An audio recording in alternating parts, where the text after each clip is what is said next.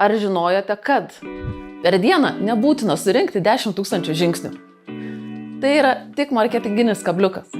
Optimalus žingsnių skaičius yra tik 8-7 tūkstančiai. Kasdienius žingsnius surenki darbe, vaikščiodamas nuo rašomojo stalo iki kavos aparato, arba namuose nuo šaldytuvo iki sofos ir nuo sofos iki šaldytuvo. Tai dar negarantuoja geros sveikatos. Mums svarbu, kiek laiko trunka nepertraukiamas fizinis aktyvumas. Vaikščiodami bent 30 minučių per dieną mes ne tik mažinsime širdies kraujagyslių ligų riziką, bet gerinsim nuotaiką, gerinsim virškinimo sistemos darbą ir mažinsim nerimą, nes vaikštant mūsų žarnynas pradeda gaminti geros nuotaikos hormonus, kurių sukaupę mažiau stresuosim ateityje.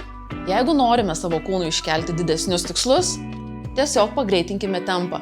Laiką, kurį sutaupėme vaikščiodami greičiau, tiesiog galime panaudoti kitoms fizinėms veikloms. Jėgos pratimams, mobilumui, tempimo pratimams ar tiesiog poilsiui.